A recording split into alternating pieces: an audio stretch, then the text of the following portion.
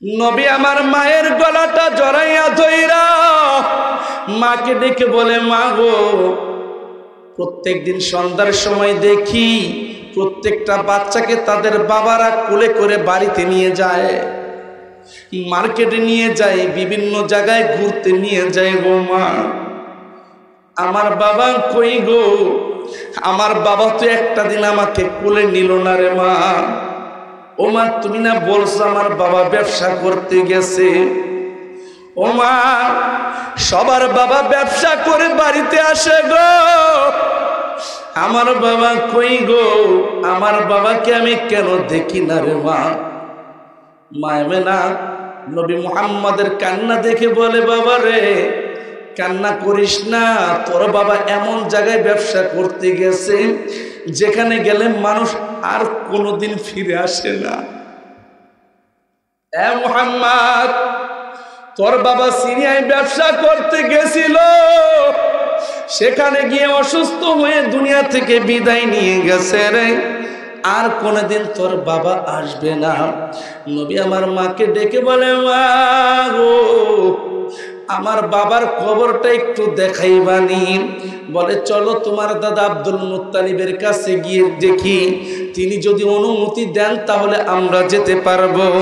গিয়ে বলেন, আব্বাজান, আপনার নাতি মুহাম্মদ আপনার ছেলে আব্দুল্লাহর কবর দেখার জন্য পাগল পারা হয়ে গেছে, কেমন করতেছে, আপনি যদি অনুমতি দেন আমি আপনার নাতিটাকে, আপনার সন্তান আব্দুল্লাহর কবরটা জিয়ারত করাতে নেব। আব্বাজান, আপনি আমাদেরকে একটু অনুমতি দিয়ে দেন গো। আব্দুল মুত্তালিব এবার ডেকে বলে, আমেনা, মারে, তোর দিলেও তো কম কষ্ট না রে মা। ও মা, তোকে বড় আশা করে আমি আমার পুত্র বধূ করে আনছিলাম। আমেনা, আমার বন্ধুর একমাত্র কন্যা তুই আমেনা, তোকে অনেক আনন্দ করে আনছিলাম, অনেক শখ করে আনছিলাম রে মা। ও মা, তুইও তো অল্প বয়সে বিধবা হয়ে গেছো, তোর দিলে তো কম কষ্ট না, আমি তো বুঝি রে মা। ও মা, মা ঠিক আছে, যাও তুমি আমার ছেলে আব্দুল্লাহর কবর দেখে আসো, মুহাম্মদকে নিয়ে যাও, সাথে উম্মে আইমান দাসীকেও নিয়ে যাও, যাও আব্দুল্লাহর কবরটা দেখে আসো। বাজান হাঁটি হাঁটি পা পা করে কবরের কাছে যখন চলে গেছে, আমেনা এইভাবে ইশারা দিয়ে বলতেছে, মুহাম্মদ রে, তুই না মক্কায় বাবা বাবা বলে কান্দোস, ওই যে তোর বাবা এই কবরের মধ্যে ঘুমায় রয়েছে, তোর বাবাকে ডাক দে। আল্লাহু আকবার জোরে বলেন। আমেনা ডেকে বলে, স্বামী গো, আপনি আমাকে বিধবা করে এখানে শুয়ে আছেন গো, আর ওইদিকে আপনার সন্তান মুহাম্মদ মক্কা নগরীতে বাবা বাবা বলে কান্দে। আপনার ছেলেকে কেমনে বুঝাবেন আমি জানি না, আপনার ছেলেকে আপনি বুঝ দেন। নবী আমার হাঁটু ভেঙে কবরের পাশে বসছে বাজান, বসে এবার ছোট্ট মানুষ বাবা, এ বাবা তারাই বুঝবে মা বাবা ছোট্ট সময় হারানো ব্যথা, যাদের মা বাবা ছোট্ট সময় হারিয়ে গেছে। নবী আমার মাত্র 6 বছরের বাচ্চা বাবার কবরের পাশে হাঁটু ভেঙে বসে ডেকে বলতেছেন, আব্বু গো, আব্বু তুমি তাকায়া দেখো, আমি তোমার সন্তান মুহাম্মদ আসছি। আব্বু একটু কবর থেকে উঠো, আমাকে একটাবার কোলে নাও আব্বু। ও বাবা, মক্কার প্রত্যেকটা বাচ্চাকে দেখি তাদের বাবারা কোলে নেয়, ঘুরতে নিয়ে যায়, মার্কেটে নিয়ে যায়। তুমি তো আমাকে একটা দিন কোলে নিলা না গো বাবা, একটা দিন ঘুরতে নিলা না গো বাবা, একটা দিন মার্কেটে নিলা না গো বাবা।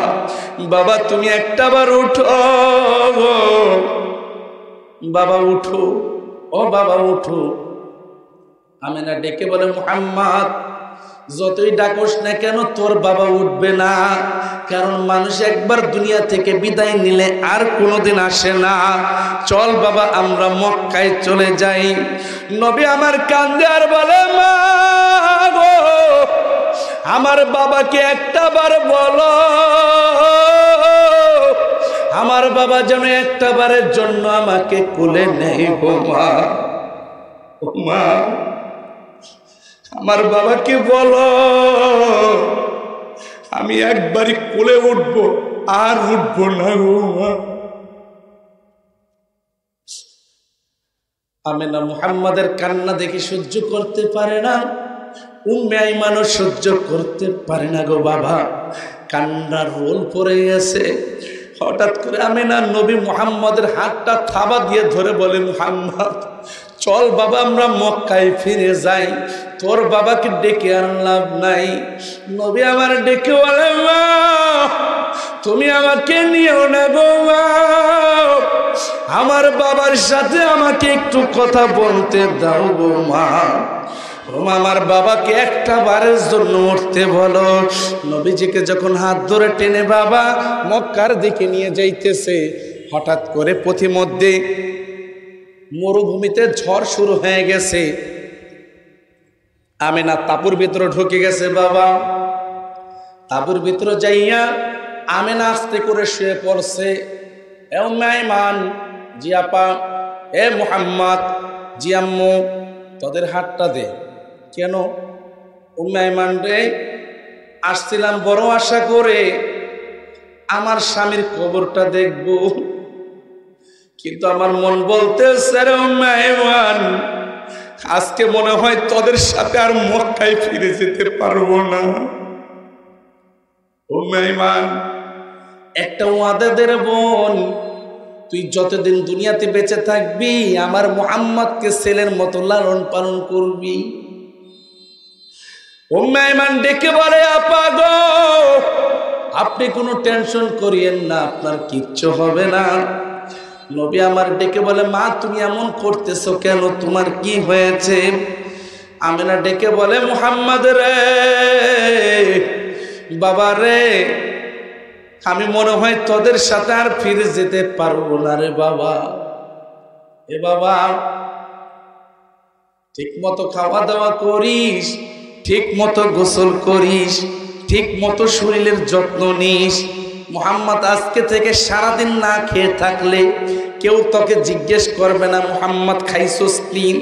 সারাদিন না গোসল করলে কেউ তোকে জিজ্ঞেস করবে না, রাত্রিবেলা না ঘুমাইলে কেউ তোকে দেখবে না। এ মুহাম্মদ, এতদিন মক্কা নগরীতে বাবা বলে কান্তি রে, আমি মা তোকে মায়ের আদর দিতাম, বাবার আদর দিতাম। আজকে থেকে তুই যখন মক্কায় চলে যাবি, গিয়ে দেখবি তোর বাবাও নাই, তোর মাও নাই। মুহাম্মদ তোর কষ্ট দেখার মতো দুনিয়াতে কেউ থাকবে না। নবী আমার ডেকে বলে, মা ও মা তুমি আমারে ছাইরা যাও না গো মা, ও মা তুমি যদি আমারে ছাইরা চইলা যাও, ও মা আমি মা বলে কাকে ডাকবো মা? ও মা যদি আমি জানতাম বাবার কবর দেখতে আসলে তোমাকেও হারাতে হবে, তাহলে আমি কোনোদিন বাবার কবর দেখতে আসতাম না। ও মা আমার লক্ষ্মী মা, আমার সোনা মা, মা তুমি আমার ছাইরা যাও না মা। সবাই একসাথে নারায়ে তাকবীর, আল কোরআনের আলো, আল হাদিসের আলো, কোরআন হাদিস যেখানে, আলেম ওলামা যেখানে, বিড়ি সিগারেট যেখানে, মদ গাঁজা যেখানে। অনেকের আওয়াজ করল, হুজুর এতক্ষণ তো ভালোই কইতেছিলেন, দিলেন তো আমারে। কারণ এই শীতের দিনে বিড়ি যে মজাটা লাগে রে, ওরে আকিস বিড়ি চা চাই, বিড়ি খাইতে খাইতে যক্ষা রোগী হয়ে গেছে, কাশতে কাশতে হুইয়া পড়া যায়, তারপরে চাচার হাতে একটা জ্বলে। কথা কয় না, কথা কয় না, কয় বিড়ি খাইতে খাইতে শহীদ হয়ে যাম, তাও বিড়ি ছাড়ুন না। ঠিক কিনা জোরে বলেন? তাহলে বিড়ি সিগারেট যেখানে আছে সেখানে আছেন আপনারা? হ্যাঁ বলেন তো, বিড়ি সিগারেট যেখানে, মদ গাঁজা যেখানে, আল্লাহ কবুল করুক, আমিন বলেন। ভাইরা আমার, সময় বেশি নিব না। এই এই এই তোমরা কই যাও? বাদাম খাইতে? তাইলে হ্যাঁ আচ্ছা যাও। আল্লাহ হুজুরে ডাকছে, ওদেরকে তবরক খাইতে যাইতে দেন। আল্লাহ আল্লাহ আল্লাহ আল্লাহ ভাইয়ের আমার, আল্লাহ ভাইয়ের আমার দিকে তাকান। আমি আপনাদের সম্মুখে সূরাতুল বনী ইসরাইলের 23 এবং 24 নং আয়াত তেলাওয়াত করেছি। আল্লাহ পাক রব্বুল আলামিন এই আয়াতে বান্দাদেরকে টোটাল 7টা নির্দেশ করছেন। কয়টা জোরে বলেন? 7টা। ওয়াজ মুখস্থ করেন। একটা নির্দেশ করছেন বান্দাকে সরাসরি আল্লাহ তাআলার ইবাদতের জন্য, আর বাকি 6টা নির্দেশ করছেন প্রত্যেকটা সন্তানকে তাদের পিতামাতার জন্য। সুবহানাল্লাহ জোরে বলেন। ওয়া ক্বাদা রাব্বুকা আল্লা তা'বুদু ইল্লা ইয়াহু, তোমার রব তোমার উপর অবধারিত করেছেন আল্লাহর ইবাদত ছাড়া কারো ইবাদত করা যাবে। এ ভাই কথা বললে তো এখানে বয়ান করা যাবে না ভাই, চাচা কথা বলেন। ইবাদত করব কার?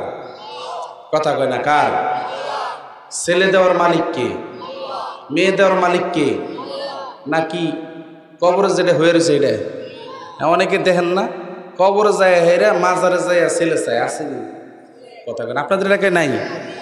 আমাদের ঢাকাতে গোলাপসার মাজার, আহা হা হা, বাবারে বাবা, ওই বেটার কবর ঢাকা হালায় টাকা দিতে দিতে। আর ওইদিকে রাস্তাঘাটে কত ফকির মিসকিন পড়ে রয়েছে, বেটার ভাত পায় না। কথা পায় না। ওই বেটার কবরের কি হালাত আল্লাহ জানারও জানে, আর এইদিকে ওনার কাছে চাইতেছে ছেলে মেয়ে। খবরদার, আল্লাহ ব্যতীত কারো কাছে ছেলে সন্তান মেয়ে সন্তান চাওয়া যাবে না। ইবাদত করবো তো কার করব? আরো জোরে বলেন কার?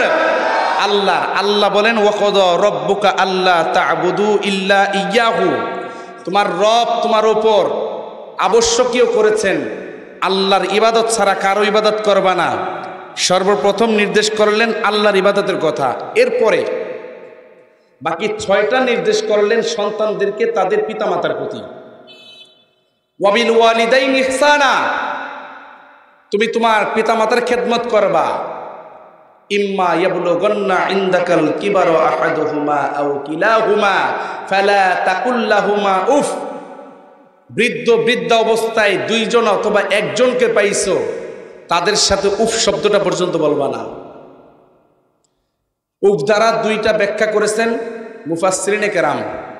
একটা ব্যাখ্যা, সন্তানকে যখন মা বাবা কোনো কাজের জন্য নির্দেশ করেন তখন সন্তান বিরক্তিকর একটা ভাব প্রকাশ করে, উফ এ বুড়া বুড়ি জ্বালায় আর বাঁচি না।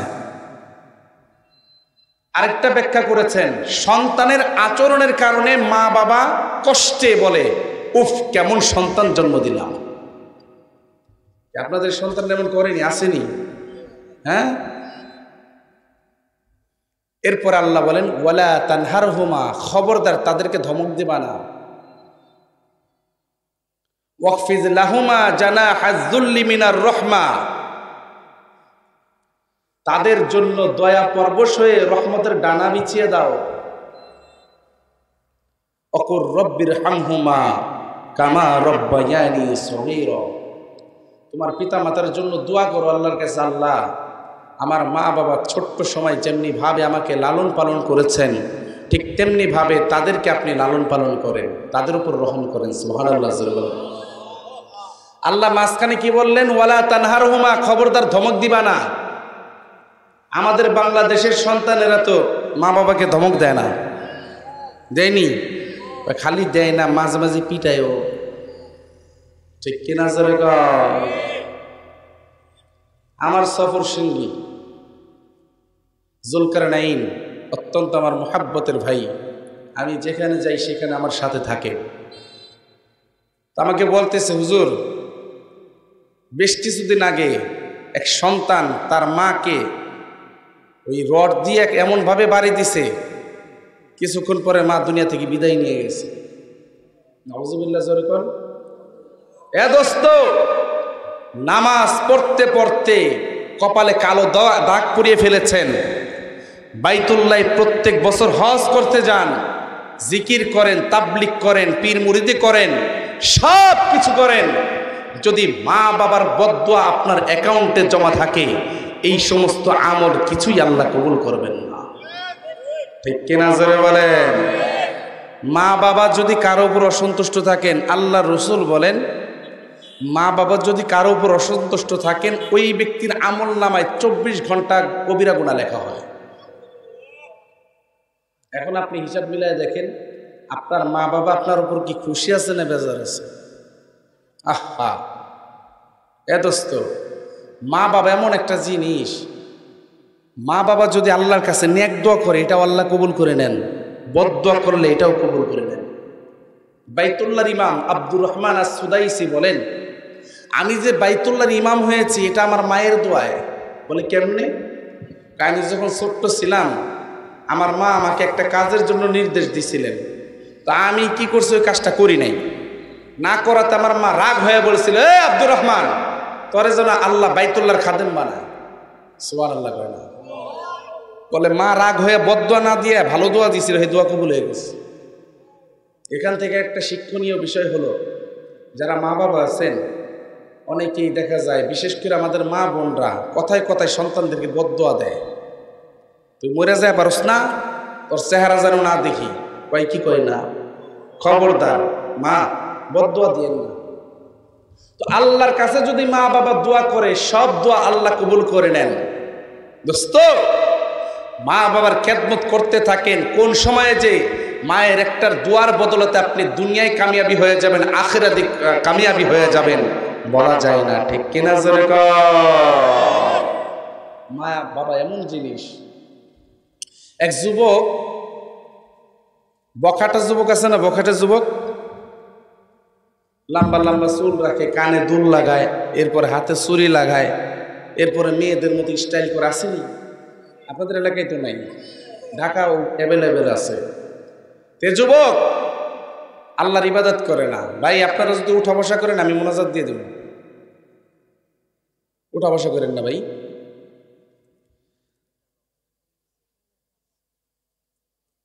আইবো চাচা স্টেজে যেতে চাইব। আল্লাহ আল্লাহ আল্লাহ, উঠা বসা করলে আমার ধ্যান নষ্ট হয়ে যাবে, অল্প সময় কথা বলবো।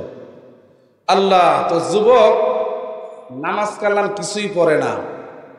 বন্ধু কইতেছে, দোস্ত চল ওয়াজ শুনে আসি, পাশের গ্রামে ওয়াজ হইতেছে। দূর আমি ওয়াজ শুনি না। কই কে? আমি শুনছি ওয়াজ শুনলে আমল করুন লাগে, তা আমি আমলও করুন না, ওয়াজ হলাম না, আমি জানবো না, আমলও করুন না। দোস্ত তোর আমল না করলে সমস্যা নেই, তুই চল ওয়াজ শুনে আসি। ওয়াজ শুনে যদি আমল না করি কোনো সমস্যা আছে? কয় না, তুই চল। বাড়িতে যাই, কয় মা ওয়াজ শুনতে যাই। মা কয় তুই এত ভালোই লিখবে, তুই তো কোনো সময় ওয়াজ শুনিস না।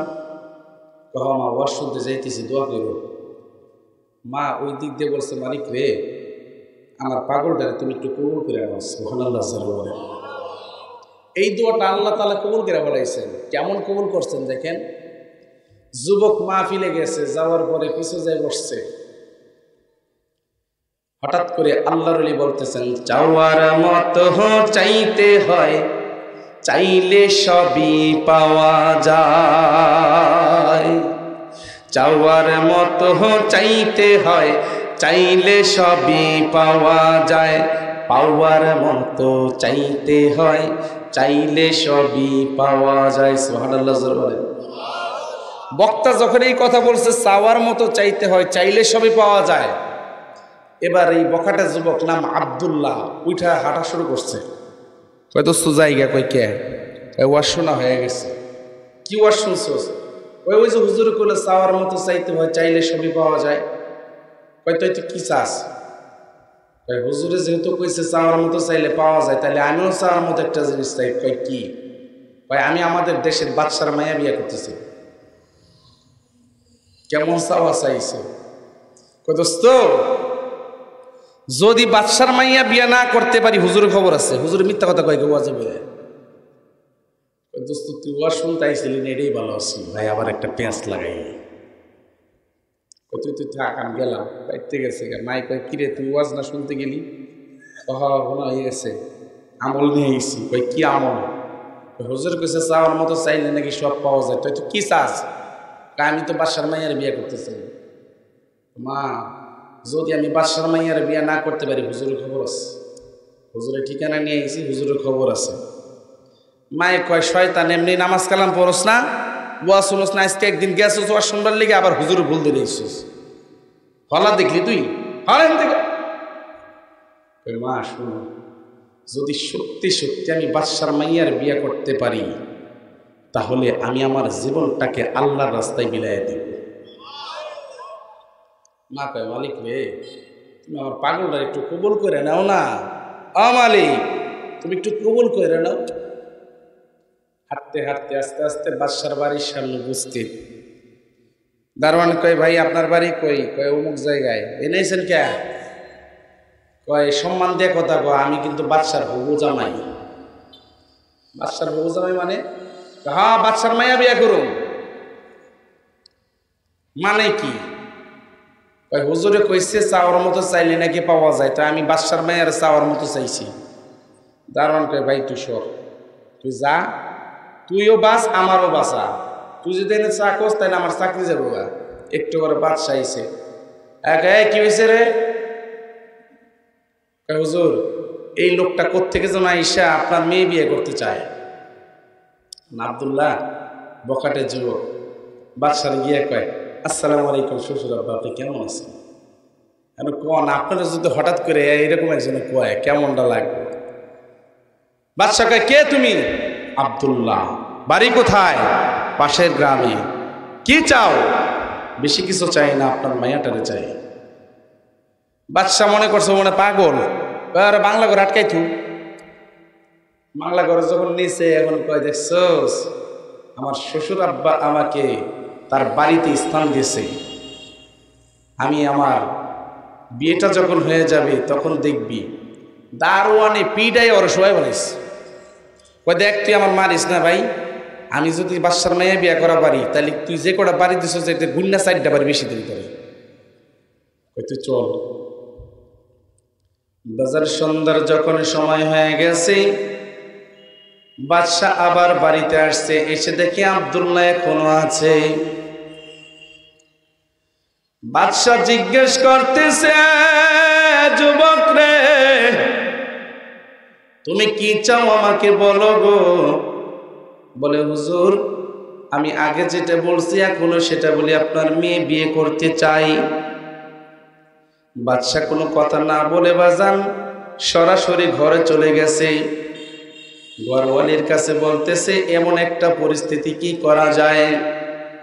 বাজান মহিলাদের মাথায় কিছু এমন চিকন বুদ্ধি আছে যেগুলো আমাদের মাথায় কাজ করে না, ঠিক কিনা জোরে কন। বাদশাহ যেমন নেককার গো, বাদশার স্ত্রীও নেককার মানুষ। ডেকে বলে মামলাটা আমার হাতে ছেড়ে দেন, যা করার আমি করতেছি।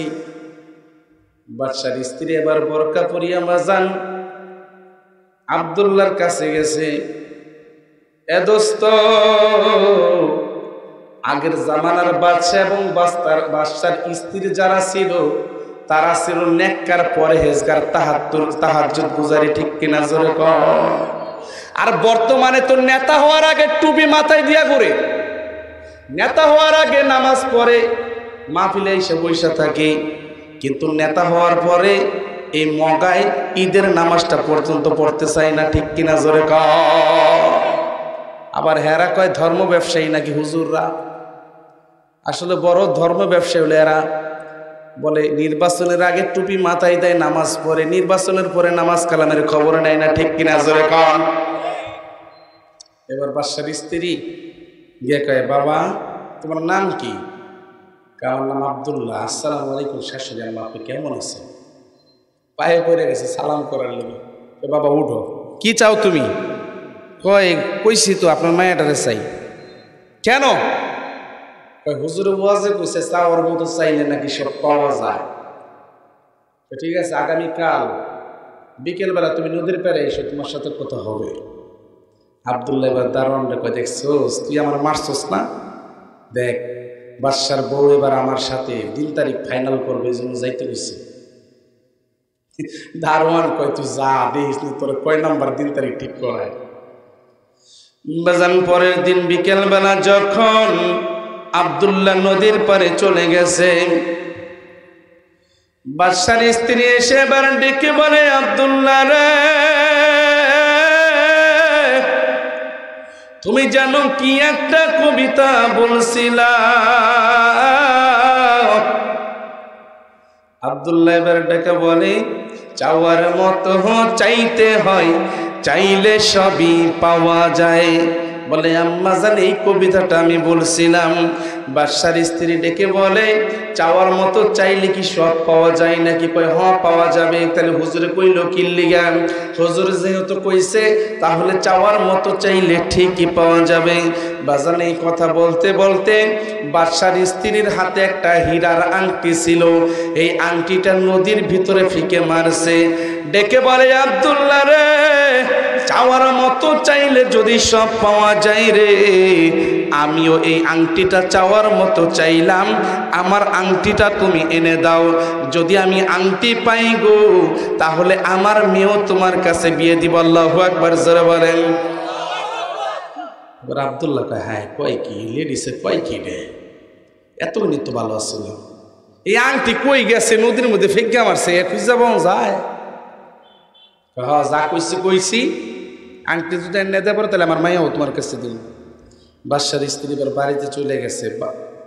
আব্দুল্লাহ চিন্তা করে, কথা তো যৌক্তিক, চাওয়ার মতো চাইলে যদি পাওয়া যায়, বেচারি তো আংটিও চাইছে।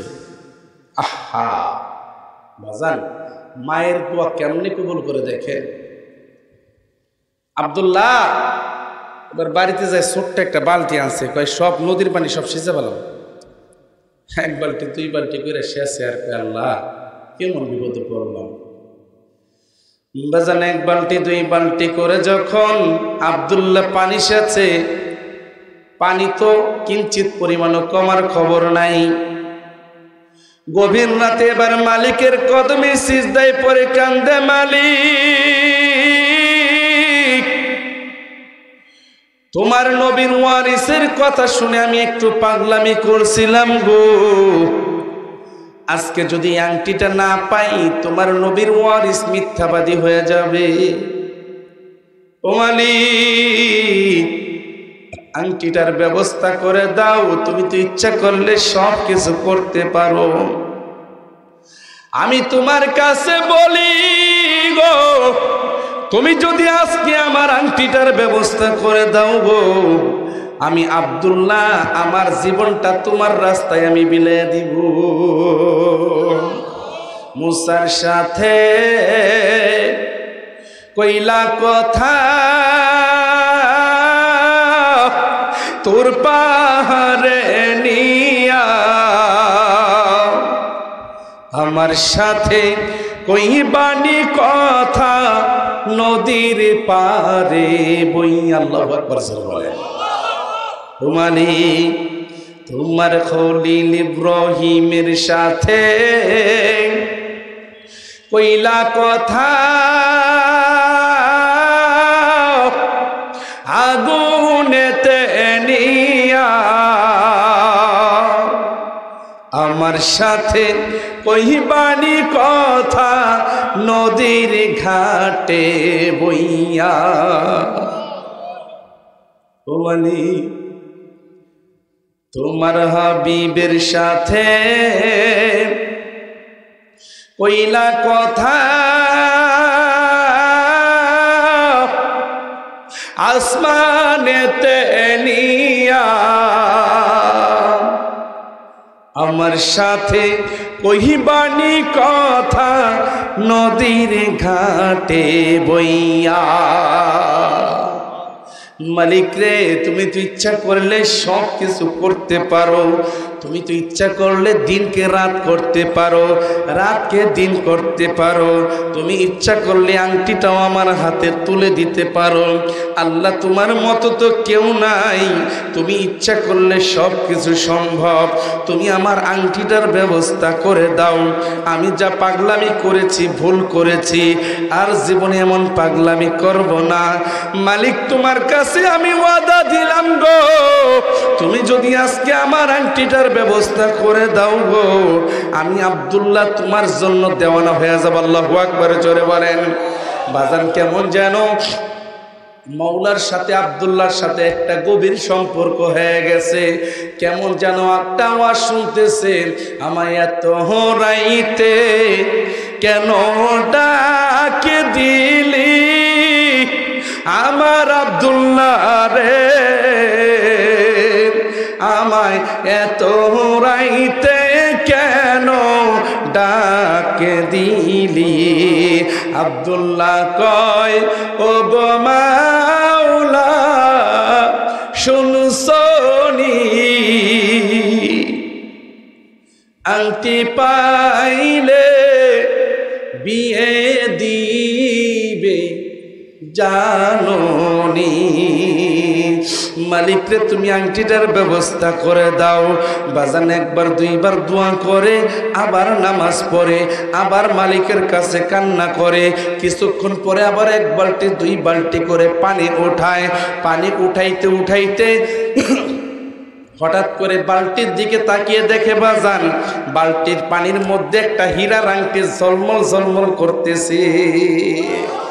আরো জোরে কন্যা সুবহানাল্লাহ, আরো জোরে বলেন সুবহানাল্লাহ।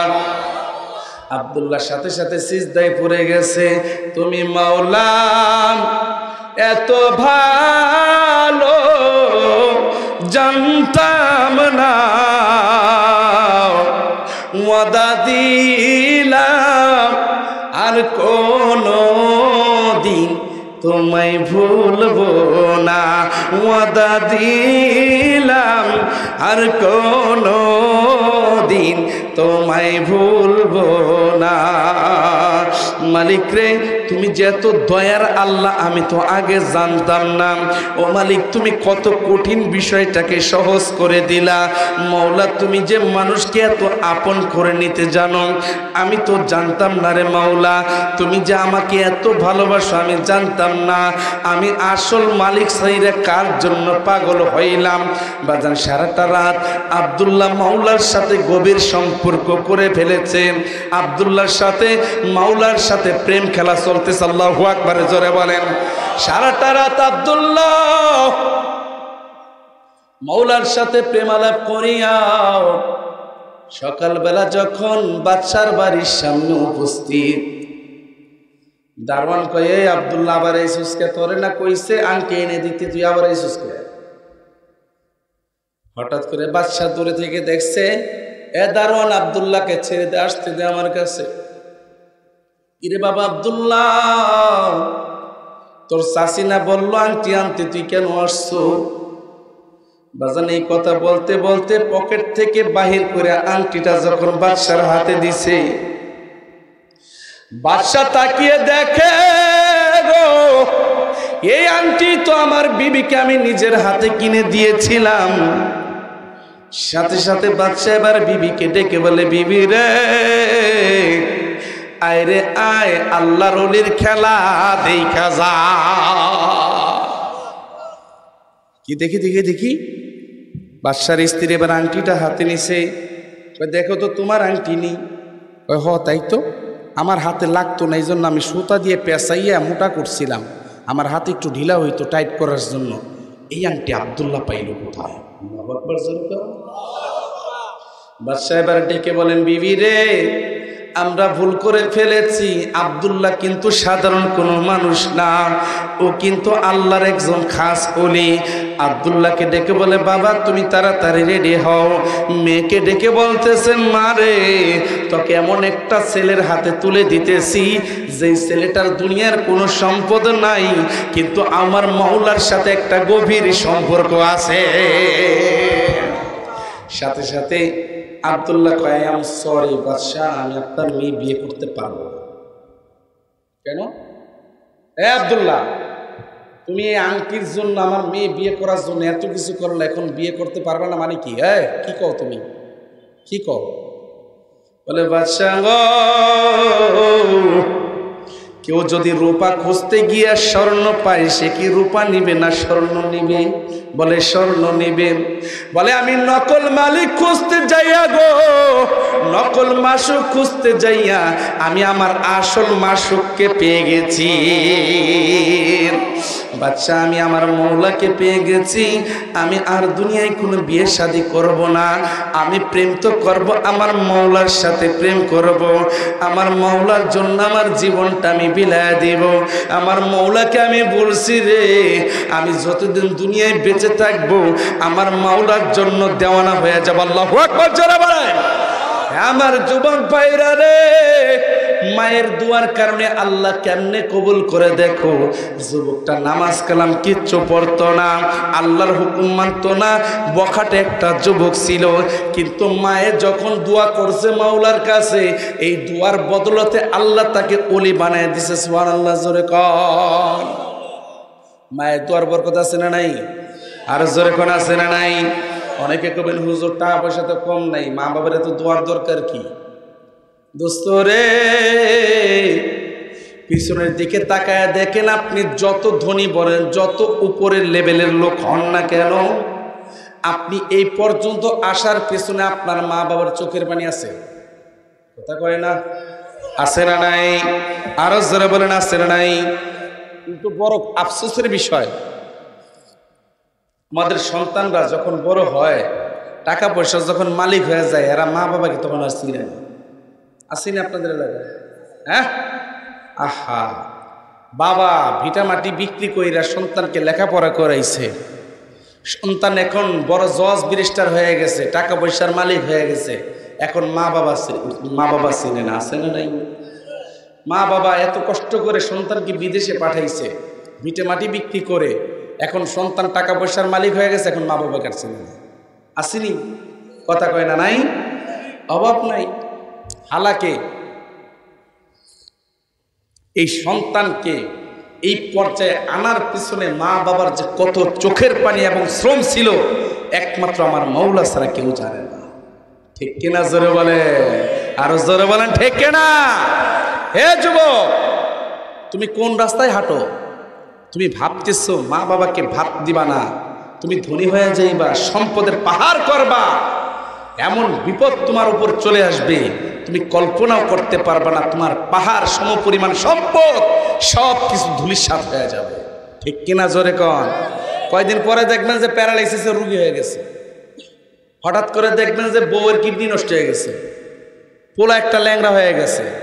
আল্লাহ কয় মা বাবারে ভাত দিবি না, দাঁড়া পরে এটা জাল অন্য দিক দিয়ে বের করবি। খবরদার, মা বাবাকে ভাত না দিয়া ওই টাকা জমানোর চেষ্টা করেন না। খবরদার। আমি আমার চোখে বহু দেখেছি মা বাবাকে ভাত না দিয়া টাকা পয়সা জমানোর চেষ্টা করছে, কিন্তু এমন গজব আসছে, আল্লাহ তাআলা দুনিয়াতে এমন গজব দেখায় দিছে যে তোর মা বাবাকে ভাত দিবি না, তুই টাকা পয়সার মালিক হয়ে যাবি, আরাম করবি, খারাপ তোর আরাম শুনবে, তোর আরাম ছুটাই। আমি যখন ছোট্ট ছিলাম, আমাদের এলাকাতে যুবক, তার বাবা মাটি কাটে না, মাটি মাথায় করে এরপরে মানুষের বাড়িতে কামলা দেয়, অনেক কষ্ট করে, বহু কষ্টের বিনিময়ে সন্তানটাকে বিদেশ পাঠাইছে। বাজান, বিদেশ পাঠানোর পরে এখন সন্তান বিদেশ পাঠায় খুব খুশি, এখন আর তার মাটি কাটতে হবে না। সন্তানে বলছে বাবা আজকে থেকে তোমার আর কষ্ট করতে হবে না, আমি টাকা পয়সা পাঠাবো, তুমি আরামে খরচ করবে। বাবাও খুশি। কিন্তু বাবা, ছেলেটার যে বউ আছে, এই বউটা এখন যখন দেখছে যে আমার স্বামী টাকাওয়ালা হয়ে যেতেছে, এখন তার পাওয়ার বেড়ে গেছে। এখন শ্বশুর শাশুড়িকে আর মানুষ মনে করে না, শ্বশুর শাশুড়িকে এখন আর গোনায় ধরে না, এখন কথায় কথায় শাশুড়ির সাথে ঝগড়া করে। আসেনি এরকম বউ? কিছু আছে। চিন্তা করে আমার স্বামীর টাকা দিয়ে চলে, হ্যাঁ চিন্তা করে আমারই তো সব। হালাকে এই বেরিয়ে জানে না যে তোর তো স্বামী আর ওই বেচারির হলো সন্তান, তোর যেমন অধিকার আছে তারও তো অধিকার আছে। আছে না নাই? আর যারা বলেন আছে না নাই? আপনাদের কষ্ট হইতেছে, শেষ করে দিব। আর একজন যদি উঠেন তাহলে আমি মোনাজাত দিয়ে দিব, আর একজন যদি উঠেন আমি বলে দিলাম তাহলে মোনাজাত দিয়ে দিব। পরে কিন্তু বুঝছেন, পরে কিন্তু সবাই আপনারা ধরবো যে উঠবেন। কষ্ট হইলে বলেন, মোনাজাত দিয়ে দিই। হ্যাঁ, আর 5 মিনিট ইনশাল্লাহ। আল্লাহর বান্দা, এবার যখন বিদেশ গেছে, টাকা পয়সার মালিক হয়েছে, বউ এবার শাশুড়ির সাথে খালি ঝগড়া করে।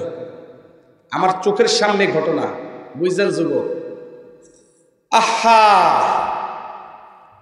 হঠাৎ করে ঝগড়া লাগে বারবার। মাতবররা বসলে, এই যুবক, এই এই বসো বসো, কই আইব না? মার্শাল ভাই, তোমরা বসো বসো, একটু কষ্ট করে বসো। আমি আজকে আপনাদের বইয়ে ওয়াজের মধ্যে কোনো জোশ পাইতেছি না, বুঝলাম না। সবাই কেমন যেন একেবারে মনে হইতেছে ঘুমাইতেছেন। হ্যাঁ, কেমন যেন মনে হইতেছে আপনারা ঘুমাইতেছেন। আপনারা কি জাগনা আছেন না ঘুমাইতেছেন? আসলে জাগনা আছেন? একটা তাকবীর দেন তো জোরে, আরো জোরে, আরো জোরে।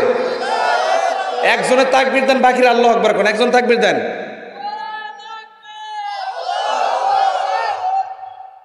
বোঝা যায় কিছু জীবিত আছে। আল্লাহ আল্লাহ আল্লাহ আল্লাহ। ভাইয়ের আমার, অন্যান্য সময় তো বিভিন্ন রঙের ঢঙের বয়ান করি। আজকে চিন্তা করলাম যে সন্তানদেরকে কিছু নির্দেশ দিয়ে যায়। একটা সন্তান যদি তওবা করে ভালো হয়ে যায়, মা বাবার সাথে বেয়াদবি না করে, এই সন্তানটা যদি জান্নাতে যায়, ইনশাল্লাহ এই উসিলা আল্লাহ আমাকেও মাফ করে দেবেন। যুবক ভাই, কোন মাকে ধমক দাও দেখো। মাতবররা বসছে এবার সমাধান করার জন্য। পুত্রবধূ আর শাশুড়ি দুইজনে খালি ঝগড়া লাগে। আমি তখন ছোট নাবালেগ, আমি ওই মজলিসে উপস্থিত। হঠাৎ করে ছেলে ফোন দিল, মাতবরকে বলল, কোনো বিচার আচারের দরকার নাই, আমার মা বাবাকে ভিন্ন করে দেন। নাউজুবিল্লাহ, জোরে করে। বাবারে বলল, কালকে থেকে তুমি উড়া কোদাল নিয়ে মাটি কাটো, আমি তোমাকে আর টাকা দিব না। মাকে বলল, তোমরা আলাদা খাও, আমার বউর সাথে আর ঝগড়া করবে না, আমার বউকে আলাদা করে দাও। বাজান, এই কথাটা যখন বলছে, আমি দেখলাম তার মা জমিনের উপর কয়েকটা এইভাবে বাড়ি দিয়া বলল, আল্লাহ তুমি বিচার করো।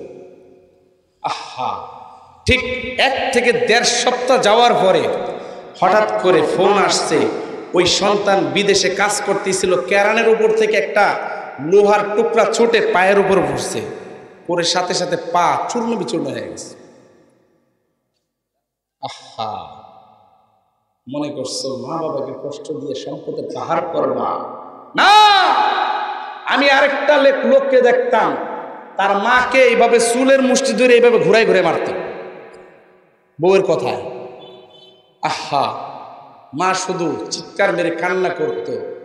কিছুদিন পরে দেখি লোকটা একেবারে পুরা সুস্থ লোক, যুবক মানুষ, হঠাৎ করে একেবারে প্যারালাইসিসের রোগী হয়ে গেছে। কিছুদিন পরে প্যারালাইসিসের রোগী হয়ে দুনিয়া থেকে বিদায় নিয়ে গেল।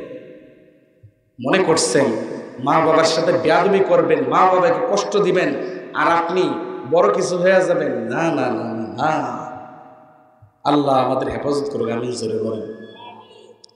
বাজার নবী আমার বলছেন, উম্মতেরা রে, হুমা জান্নাতুকা ওয়া নারুকা, তোমার মা বাবা তোমার জান্নাত, তোমার মা বাবা তোমার জাহান্নাম। মা বাবার সাথে কখনো বেয়াদবি করিও না। কারণটা কি জানো নি? আমি আমার মাকে মাত্র 6 বছর বয়সে হারায় ফেলছি। আমার বাবাকে আমি গর্ভে থাকা অবস্থায় হারিয়ে ফেলছি। আমি যখন 6 বছরের বাচ্চা, আমি একদিন মক্কার এক মাঠের কিনারে দাঁড়িয়ে দাঁড়িয়ে কান্না করতেছিলাম। হঠাৎ করে মা আমিনা নবী মুহাম্মদকে খুঁজতেছেন। তোমরা কেউ আমার মুহাম্মদকে দেখছো নি? লোকে বলে, আমরা তোমার মুহাম্মদকে চিনি না, তবে একটা ছোট্ট ফুটফুটে সুন্দর বাচ্চাকে দেখলাম।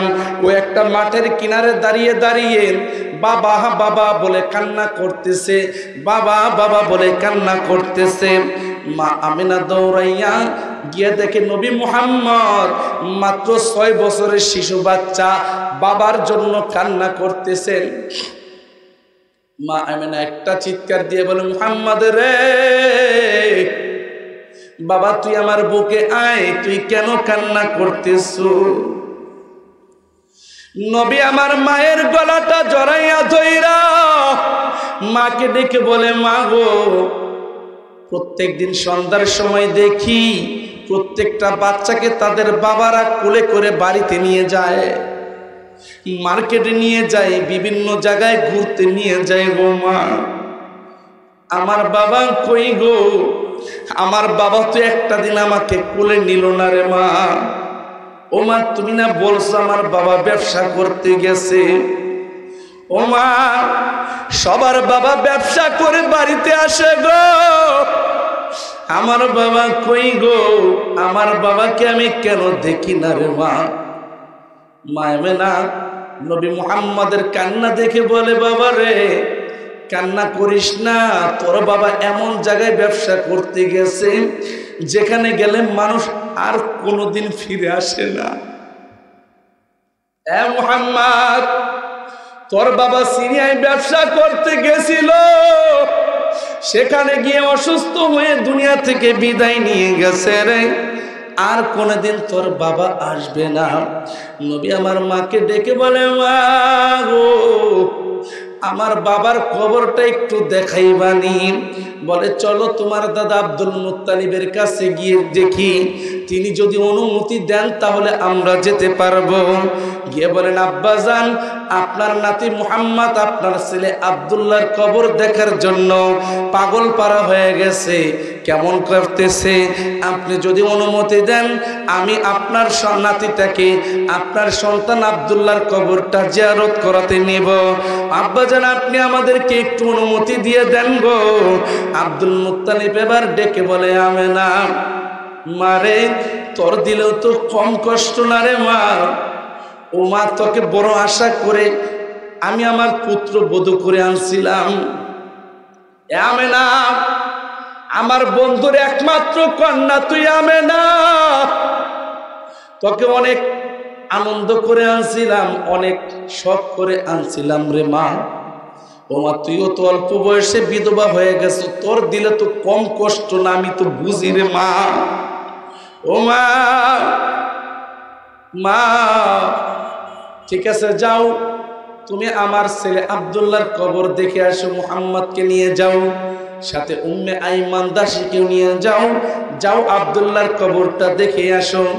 বাজান হাঁটি হাঁটি পা পা করে কবরের কাছে যখন চলে গেছে, আমেনা এইভাবে ইশারা দিয়ে বলতেছে, মুহাম্মদ রে,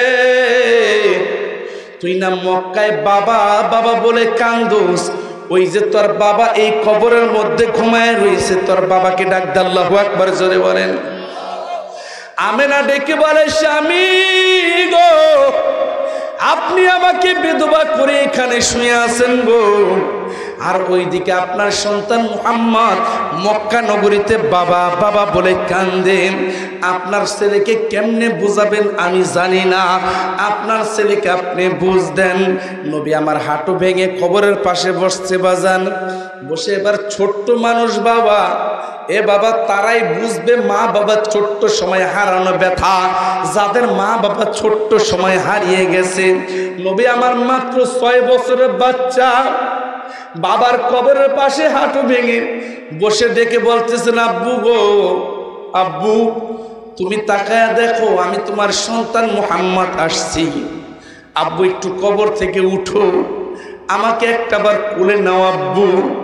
ও বাবা, মক্কার প্রত্যেকটা বাচ্চাকে দেখি তাদের বাবারা কোলে নেয়, ঘুরতে নিয়ে যায়, মার্কেটে নিয়ে যায়। তুমি তো আমাকে একটা দিন কোলে নিলা না গো বাবা, একটা দিন ঘুরতে নিলা না গো বাবা, একটা দিন মার্কেটে নিলা না গো বাবা। বাবা তুমি একটাবার উঠো গো বাবা, উঠো, ও বাবা উঠো। আমেনা ডেকে বলে, মুহাম্মদ যতই ডাকোস না কেন তোর বাবা উঠবে না, কারণ মানুষ একবার দুনিয়া থেকে বিদায় নিলে আর কোনোদিন আসে না। চল বাবা আমরা মক্কায় চলে যাই। নবী আমার কান্দে আর বলে, মা গো, আমার বাবাকে একটাবার বলো, আমার বাবা যেন একটাবারের জন্য আমাকে কোলে নেই গো মা। ও মা, আমার বাবাকে বলো আমি একবারই কোলে উঠবো, আর উঠবো না গো মা। আমেনা মুহাম্মাদের কান্না দেখে সহ্য করতে পারে না, উম্মে আইমানও সহ্য করতে পারে না গো বাবা। কান্নার রোল পড়ে গেছে। হঠাৎ করে আমিনা নবী মুহাম্মদের হাতটা থাবা দিয়ে ধরে বলে, মুহাম্মদ চল বাবা আমরা মক্কায় ফিরে যাই, তোর বাবাকে ডেকে আর লাভ নাই। নবী আমার ডেকে বলে, মা তুমি আমাকে নিও না গো মা, আমার বাবার সাথে আমাকে একটু কথা বলতে দাও গো মা। আমার বাবাকে একটা বারের জন্য উঠতে বলো। নবীজিকে যখন হাত ধরে টেনে বাবা মক্কার দিকে নিয়ে যাইতেছে, হঠাৎ করে পথিমধ্যে মরুভূমিতে ঝড় শুরু হয়ে গেছে। আমিনা তাঁবুর ভিতরে ঢুকে গেছে। বাবা তাঁবুর ভিতরে যাইয়া আমিনা আস্তে করে শুয়ে পড়ছে। এ উম্মে আইমান, জি আপা, এ মুহাম্মদ, জি আম্মু, তোদের হাতটা দে। কেন? উম্মে আইমান রে, আসছিলাম বড় আশা করে আমার স্বামীর কবরটা দেখব, কিন্তু আমার মন বলতেছে রে উম্মে আইমান, আজকে মনে হয় তোদের সাথে আর মক্কায় ফিরে যেতে পারবো না। উম্মে আইমান, একটা ওয়াদা দে রে বোন, তুই যতদিন দুনিয়াতে বেঁচে থাকবি আমার মুহাম্মদকে ছেলের মতো লালন পালন করবি। উম্মে আইমান ডেকে বলে, আপা গো আপনি কোনো টেনশন করিয়েন না, আপনার কিচ্ছু হবে না। নবী আমার ডেকে বলে, মা তুমি এমন করতেছো কেন, তোমার কি হয়েছে? আমিনা ডেকে বলে, মুহাম্মদ রে,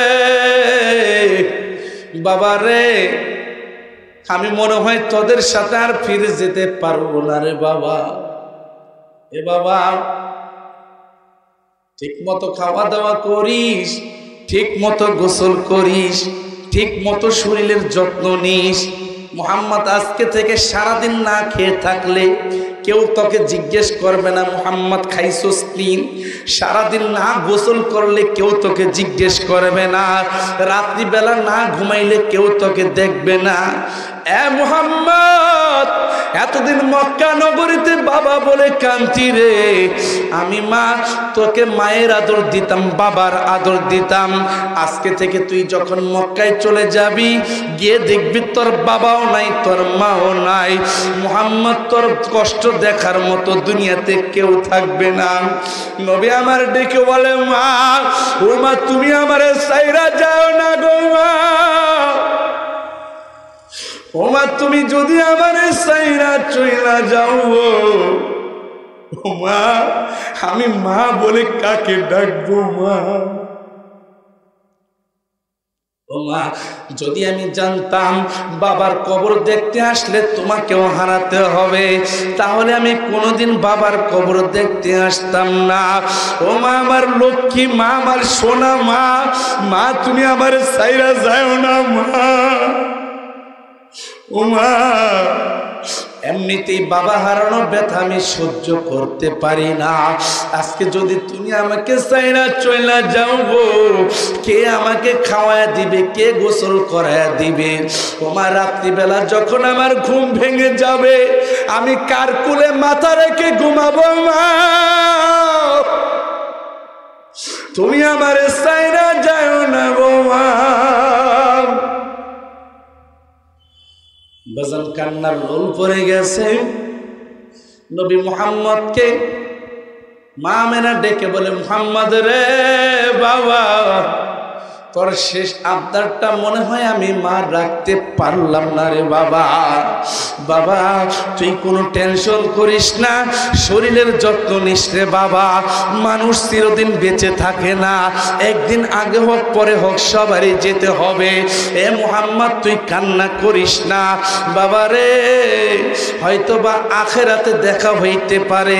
বিদায় দে রে বাবা, বিদায় দে, দেখা হবে আখেরাতে, বিদায় দে আমি চলে যাই। বাজান নবী মুহাম্মদকে বুকে নিয়া মা আমেনা দুনিয়া থেকে বিদায় নিয়ে যায়। নবী আমার মায়ের গলাটা জড়িয়ে ধরে কান্দে আর বলে, মা মা সত্যি বুঝি তুমি আমাকে রেখে চলে গেলা গো মা? ও মা তুমি সত্যি বুঝি চলে গেলা গো? আমি এখন মা বলে কাকে ডাকবো, বাবা বলে কাকে ডাকবো? আমার যুবক ভাইরা, নবী আমার ডেকে বলেন, আমার মাকে আমি 6 বছর বয়সে হারায় ফেললাম। আমার মায়ের আদর আমি আর পাইলাম না, বাবার আদর জীবনেও পাইলাম না। তোমাদের যাদের মা বাবা দুনিয়াতে আছে, জিন্দগিতে মা বাবাকে কষ্ট দিও না। হতে পারে তোমার বাবা তেমন বুঝে না, তোমার মা তেমন বুঝে না, তোমার বাবা মূর্খ মানুষ, মা মূর্খ মানুষ, তারপরও তাদের সাথে তুমি খারাপ ব্যবহার করিও না। কারণটা কি জানো নি? আল জান্নাতু তাহতা আকদামিল উম্মাহাত, মায়ের পদতল হইল মালিকের জান্নাত। আল্লাহু আকবার, জোরে বলেন। আমার যুবক ভাইরা, আপনাদের হাতে পায়ে ধরে বলি, মা বাবা যদিও না বুঝ থাকে, তারপরও তাদের কখনো ধমক দিয়েন না, তাদেরকে কষ্ট দিয়েন না। কারণটা কি জানেননি? আরেকটা উপমা দিয়ে শেষ করে দিব। এই চাঁদপুর স্থানে একটা পাগল, শিক্ষিত পাগল, ইংরেজিতে কথা বলে। জিজ্ঞেস করা হলো, এই লোকটা ইংরেজিতে কথা বলে দেখে তো অনেক শিক্ষিত মনে হইতেছে, কিন্তু পাগল হইল কেমনি? লোকজনে বলে, আসলে লোকটা একটা শিক্ষিত মানুষ ছিল। বলে এই লোকটা বিয়ের আগ পর্যন্ত মায়ের অনেক ভক্ত ছিল। তার বাবাটা ছোট্ট রাইখা দুনিয়া থেকে বিদায় নিয়ে গেছে। বলে যখন বিয়ে করে আনছে, বউটা তেমন ভালো ছিল না। কথায় কথায় শাশুড়ির সাথে ঝগড়া করে, কথায় কথায় শাশুড়ির সাথে ঝগড়া করে। বলে এই ছেলেটা ব্যাংকে চাকরি করত, চাকরি করে যখন বাড়িতে যাইতো, বউ একটার পর একটা অভিযোগ দিত।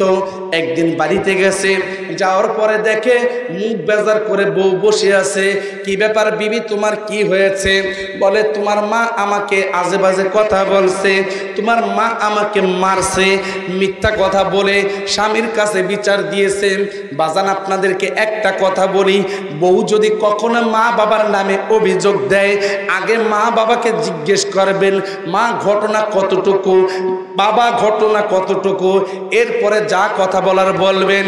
কিন্তু বউয়ের একপাক্ষিক কথা শুনে মা বাবার সাথে কখনো খারাপ ব্যবহার করবেন না। এ দোস্ত, ম্যাক্সিমাম লোক এমন দেখা যায় গো, বউয়ের কথা শুনে মায়ের কথা শুনতেও চায় না। আছে না নাই? কথা বলেন না কেন? আছে না নাই? মায়ের বিরুদ্ধে অভিযোগ করছে, একটা বড় জিজ্ঞেস করে না মা সত্যি কিনা ঘটনা, জিজ্ঞেস করে না। আমার যুবক ভাইরা, সব বউয়েরা যে খারাপ এমন না, কিছু কিছু বউয়েরা আছে সব খারাপ। কথা করেন না কেন? সব খারাপ। কিছু কিছু আমাদের বোনেরা আছে, তাদের শ্বশুর শাশুড়ির জন্য জীবনটা দিয়ে দেয়। ঠিক কেনা? জোরে কর। এই যুবক, সংক্ষিপ্তে বলতেছি, শেষ করে দিব। এই যুবক বাড়িতে যখন আসছে, প্রত্যেক দিন অভিযোগ, প্রত্যেক দিন অভিযোগ। মা বোনেরা যারা শুনতেছেন, আপনাদেরকে একটা কথা বলি, মা ও বোন, আপনার স্বামীর কাছে কোনো অভিযোগ আপনি দিতে পারেন, তবে একটা সিস্টেম আছে। আপনার স্বামী সারাদিন বাজারে দোকানদারি করছে, সারাদিন কাজকর্ম করছে, কত লোকের সাথে চলাফেরা করছে, অনেক সময় মেজাজ খারাপ থাকে, বাহিরে একজনের সাথে ঝগড়া করে আসছে, মন মালিন্য করে আসছে, মেজাজটা খারাপ। ওই সময় যদি আপনার স্বামীর কাছে কোনো অভিযোগ দেন, হয়তোবা তার মেজাজটা আরও খারাপ হয়ে যাবে। ঠিক কিনা? জোরে বলে। অভিযোগ দিবেন, কোনো অভিযোগ থাকলে দেন, তার মেজাজটা যখন ঠান্ডা থাকে তখন দেন। তখন এই যুবক মায়ের কথা প্রত্যেক দিন এরকম, যখন বাড়িতে আসার পরে অভিযোগ শুনে, কোন আপনি যদি শুনতেন আপনার কাছে কেমন লাগতো? বিরক্ত হয়ে গেছে। এক পর্যায়ে এতদিন জিজ্ঞেস করে মা কি হয়েছে, কি হয়েছে, কিন্তু আজকে ডাইরেক্ট গেছে, মা তুমি নাকি তোমার বউরে রাগারাগি করছো। মার ইচ্ছা মতো কতগুলো বকা টকা দিয়ে চলে আসছে। কয়েকদিন পরে বউ গাট্টি বুসরা সব গোল করতেছে। কি হয়েছে? কয় আমি তোমার বাড়িতে থাকুন না। কি হয়েছে? তুমি তোমার মারা নিয়ে থাকো, আমি থাকুন না। কি হয়েছে? তোমার মা আমার মারছে। হালাকে বেডি কিছু বলে, ঝগড়া হয়েছে, মারছে, একটা অভিযোগ। যুবকের মেজাজ গরম হয়ে গেছে। সাফল আছে না? সাফল কি করেন আপনার? সাফল করলে যে মাটি খুদে, লোহা সাফল, সাফল একটা নিয়া মাকে কয় মা দরজা খুলো। গভীর রাত, দরজা খুলো। মা তো সরল মনে খুলে দিছে। খুলে দেওয়ার সাথে সাথে মায়ের মাজার ভিতরে এমন জোরে ভারী মারছে ভাই, সাথে সাথে মায়ের মাজাটা ভেঙে গেছে, মা জমিনে পড়ে গেছে, জমিনে পড়ে হাউমাউ করে এত কান্না করতেছে, বাবা তুই আমার কেন মারলি? বলে তুমি নাকি তোমার পুত্রবধূকে মারছো, এই জন্য তোমাকে মারলাম। মা বলে বাবারে তুই কি একটাবার আমাকে জিজ্ঞেস করতে পারলি না? বউয়ের কথাই তুই আমাকে মারলি, বাবা তুই কাজটা ভালো করলি না। বাজান একদিন, 2 দিন, 3 দিন চলে গেছে, এই যুবকটা একটা বারের জন্য মায়ের খোঁজ নিল না। মাকে যে আমি একটা বাড়ি দিলাম, মা কি সুস্থ আছে নাকি অসুস্থ আছে একটা নাপার ট্যাবলেটও কিনে দিল না। 3টা দিন পর্যন্ত মা না খেয়ে ঘরের ভিতরে কান্না করতেছে। 3 দিন পরে গভীর রাতে যখন বাজান বাড়িতে আসছে, ঘরের জানালা খোলা, দেখে তার বউ তার সন্তানকে আদর করতেছে। জানালা দিয়ে দেখতেছে তার বউ তার সন্তানটাকে কতক্ষণ কোলে নেয়, আবার চুমু খায়, আবার দেখে পেশাব করে দেয়, নিজের হাতে পরিষ্কার করে, আবার দেখে পায়খানা করে দেয়, নিজের হাতে পরিষ্কার করে, আবার যেই জায়গা ভিজে যায় ওই জায়গায় মা নিজে শোয়, সন্তানকে শুকনা জায়গায় শোয়ায়। দোনো সাইড যখন ভিজে যায় মায়ের বুকের উপর সন্তানকে রাখে, সন্তানের ঠান্ডা লেগে যাবে এই জন্য ভিজা জায়গায় রাখে না। আবার কিছুক্ষণ পরে দেখে সন্তান ওয়া ওয়া করে কান্না শুরু করে দিয়েছে, সন্তানকে নিয়ে এবার পুরা ঘরের ভেতর হাঁটতেছে, বাবা বাবা বলে আদর করতেছে, বাজান খোকা সোনামণি বলে আদর করতেছে, চুমু খাইতেছে। ওই সন্তান এবার বাহির থেকে তাকিয়ে তাকিয়ে দেখে আর চিন্তা করে, আহারে আমার বউ যেমনি ভাবে আমার সন্তানকে আদর করতেছে, আমার মাও তো ছোট্ট সময় আমাকে নিয়ে এত আদর করছে, ঠিক কিনা জোরে কর? আমার মতো নাফরমান তো আর কেউ নাই, না কাজটা আমি ভালো করি নাই। বউয়ের ঘরে না ঢুইকা দৌড়ায় চলে গেছে মায়ের ঘরে, মা দরজা খোলো।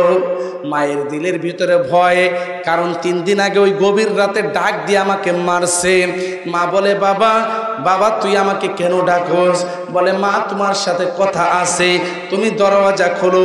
যুবকের ইচ্ছা ছিল মায়ের পা জড়ায় ধইরা মাপ চাবে, মা ভুল করে ফেলেছি। মা এবার ডেকে বলে বাবা রে না আমি দরজা খুলবো না, বাবা তুই বিশ্বাস কর আমি তোর বউকে কিচ্ছু বলি নাই, তোর বউয়ের সাথে আমি কথাই বলি নাই। মা মনে করছে বউ মনে হয় আজকেও বিচার দিছে, এই জন্য মনে হয় ও আমাকে মারতে আসছে। বলে বাবা রে বিশ্বাস কর তোর বউর সাথে আমার কোনো কথা হয় নাই। বলে না তোমাকে মারতে আসি নাই, তুমি দরজাটা খোলো। মায়ের দিলের ভিতরে ভয় ঢুকে গেছে। বলে বাবা তুই 3 দিন আগে আমাকে একটা বাড়ি দিছিলি, আমার মাজাটা ভেঙে গেছে, আমি ভালোভাবে দাঁড়াইতে পারি না, দাঁড়াইলে বসতে পারি না, সেই ব্যথাটা এখনো যায় নাই। তুই যদি আমার কোনো বিচার করতে হয় দিনের বেলা করিস বাবা, এই শীতের রাতে আমি ব্যথায় ঘুমাইতে পারি না রে বাবা। সন্তান এবার ডেকে বলতেছে মা গো তুমি দরজাটা খুলো, তোমাকে মারবো না, তোমার সাথে আমার কথা আছে। মা এবার চিন্তা করতেছে সন্তান যদি দরজাটা ভেঙে আমাকে মারতে আসে, এই জন্য মা আস্তে করে দাঁড়িয়ে এইভাবে পিছন দিয়ে দরজাটাকে ধাক্কা দিয়ে ধরে রাখছে, সন্তান যেন দরজা না খুলতে পারে।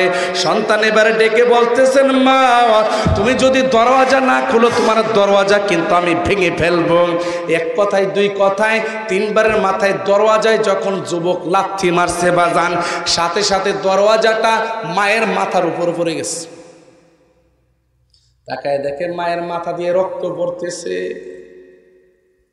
মা তখন একটা কথা বলল বাবা রে মালিকের কাছে তোর বিচারটা আমি দিয়ে দিলাম। এই কথা বলে মা চিরদিনের জন্য বাবা দুনিয়া থেকে বিদায় নিয়ে যায়। বাজান এই কথাটা যখন বলছে মালিকের কাছে তোর বিচার দিয়ে দিলাম রে, বাজান মায়ের মাথায় রক্ত দেখে যুবক কেমন যেন হয়ে গেছে। বদদুয়াটার সাথে সাথে কবুল করছেন কে? আরো জোরে বলেন কে? বাজারে এই কথা বলতে বলতে যুবক পাগল হয়ে গেছে। লুঙ্গি কইলা এবার দৌড় মারছে, মাথায় আর কোনো কাজ করে না। এখন পর্যন্ত চাঁদপুর স্থানে গেলে দেখা যায় এই যুবকটা পাগল অবস্থায় আছে। ইংরেজিতে কথা বলে, লুঙ্গি ঠিক মতো রাখে না। আমার যুবক ভাইরা রে, মা বাবার সাথে বেয়াদবি করতে যাও না, মা বাবার সাথে কখনো বেয়াদবি করতে যাও না। কপালটা পুড়ে যাবে, কপালটা পুড়ে যাবে, ঠিক কিনা জোরে কর। গত 2 বছর আগে খুলনাতে আমি একটা প্রোগ্রাম শেষ করেন স্টেজ থেকে যখন নামলাম, হঠাৎ করে একটা যুবক দৌড়ে এসে আমার হাত জড়ায় ধরছে, হুজুর আল্লাহ কি আমাকে মাফ করবেনি? আমি বললাম কেন, কি হয়েছে? বলে হুজুর আমি অনেক বড় একটা ভুল করে ফেলেছি। আমি বললাম কি করছেন? বলে হুজুর আমার মাকে আমি নিজের হাতে মাইরা ফেলাইছি। হুজুর আমার মায়ের সাথে একদিন আমি ঝগড়া করতে করতে আমি একটা লাঠি দিয়ে বাড়ি দিতে গেছিলাম। এক পর্যায়ে আমার মাকে যখন আমি ধাক্কা মারছি, আমার মা জমিনে পড়ে পাকার ভিতরে ব্যথা পাইছে। ব্যথা পাওয়ার পরে একটা মাস পর্যন্ত আমার মা উঠে দাঁড়াইতে পারে নাই। হুজুর ওই অবস্থায় আমার মা দুনিয়া থেকে বিদায় নিয়ে গেছে। আমার আল্লাহ কি আমাকে মাফ করবে নাকি? যুবক ভাইরা রে, এই যুবকটা দেখলাম এমন হাউমাউ করে কান্না করলো। বাজান এখন রত্ন হারায় গেছে, এখন কান্না করে আর কি লাভ হবে? যুবক ভাইরা, মা বাবা থাকতে মা বাবার মর্মতা বুঝো না। মা বাবা যখন হারিয়ে যাবে তখন রাস্তায় রাস্তায় ঘুরবা আর কানবা, হাজারো আফসোস করবা, কিন্তু তাদেরকে আর পাইবা না, ঠিক কিনা জোরে কর। এখন তো মা বাবা থাকলে একটু শাসন করে, এই তুই এত রাত্রে বাইরে কি করস, বাড়িতে আয়, ধমক দেয়, বকা দেয়, উল্টা পাল্টা করলে শাসন করে। আহারে এমন একটা সময় আসবে যখন নাকি 2জন মানুষ চলে যাবে, হাজারো অপরাধ করলেও তোমাকে কেউ সতর্ক করবে না, ঠিক কিনা জোরে কর। মা বাবা কেমন নষ্ট বাবা। আমার বাবা আজকে 3টা বছর হয়ে গেল আমাদেরকে এতিম করে চলে গেছেন। আমি বিভিন্ন অঞ্চলে মাহফিল করতে যাইতাম, গভীর রাতে দেখতাম আমার বাবা ফোন দিত, বাবা কোথায় আছো? আমি বলতাম বাবা অমুক জায়গায় আছি। বাবা ঠিক আছে, তুমি রাস্তাঘাট দেখা শুই না আসিও, খবরদার কোনো বিপদে যেন না পড়ো। আমি বলতাম বাবা আপনি কি ঘুমান নাই? বাবা তখন ডেকে বলতো বাজান রে, সন্তান রাস্তায় থাকবে আর বাবা ঘুমাবে, এটা তো হতে পারে না রে বাবা। যুবক ভাই, আজকে 3টা বছর হয়ে গেল, এখন তো আর কেউ আমাকে ফোন করে পারবে না, মা বলে ডাকতে পারবে না। আমি গভীর রাতে মাহফিল করে যখন বাসায় যাইতাম, আমার বাবা নিজে গেটটা খুলে দিত। এ বাজান এখন তো আর বাবাকে পাই না রে। মাঝে মাঝে গাড়িটা আমি রাস্তায় রাখতাম, বাড়িতে ঢুকাইতে পারতাম না। আমি তো আরামে ঘুমাইতাম, বাবাকে দেখতাম একটু পর পর লাইট ধরে ধরে চেক করতেছে, গাড়ির কাছে আবার চোর ডাকাইতে আসলো নি। এ যুবক ভাই, এখন তো এই রত্ন আর পাই না, এখন তো আর কেউ ফোন করে সতর্ক করে না, এখন গাড়ি বাইরে রাখলেও কেউ জিজ্ঞেস করে না, এখন গভীর রাতে গেল কেউ ফোন দেয় না, 2 দিন 3 দিন পরে গেল ফোন করে বলে না রে বাবা সাবধানে থাকিও, কোথায় আসো, খবরদার বিপদে পড়িও না।